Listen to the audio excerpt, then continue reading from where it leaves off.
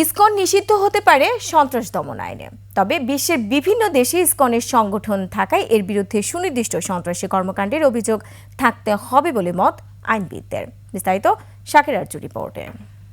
আন্দোলন করছে বাংলাদেশ সরকারের বিরুদ্ধে নয়, ইসকন যে আন্দোলন করছে শেখ হাসিনার সরকারকে শক্তিশালী করার জন্য।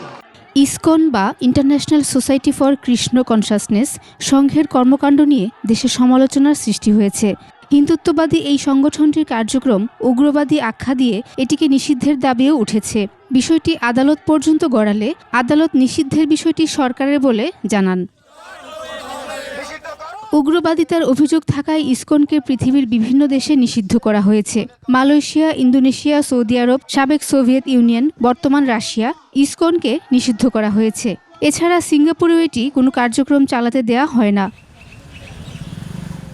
তবে বাংলাদেশে ইসকন নিষিদ্ধের দাবি নিয়ে আইনি মতামত জানতে চাওয়া হলে আইনবিদরা বলেন, ইসকন রাজনৈতিক দল নয়, ভাববাদী সংগঠন। তাই এর নিষিদ্ধ করতে হলে প্রয়োজন সুনির্দিষ্ট অভিযোগের।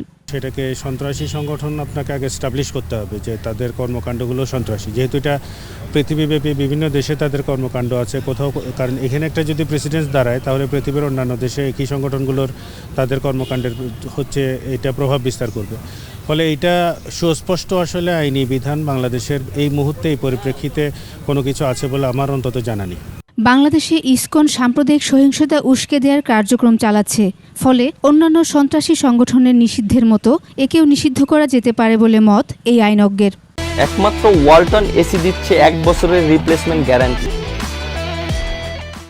কয়েকদিন আগে আরেকটি সংগঠনকে তারা করেছেন, তার আগে অনেকগুলো যেগুলো মৌলবাদী জঙ্গি বলা ছিল তাদেরকে তারা করেছেন, যে জেএমবি, আল্লাহর দল, Hindal Sharqiya, something like that, এই সবগুলোকে করা হয়েছে। তো ওই একই পদ্ধতি এখানে ফলো করা।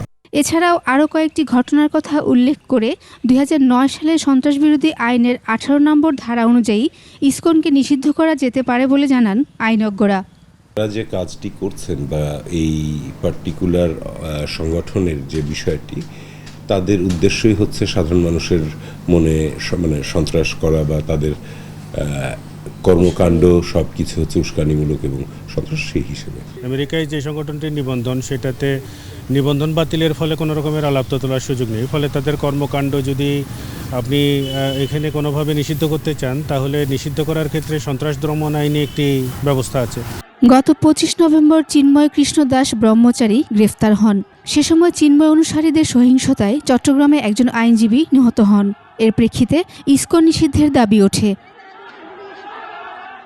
শাকির আরজু, একুশে টেলিভিশন, ঢাকা।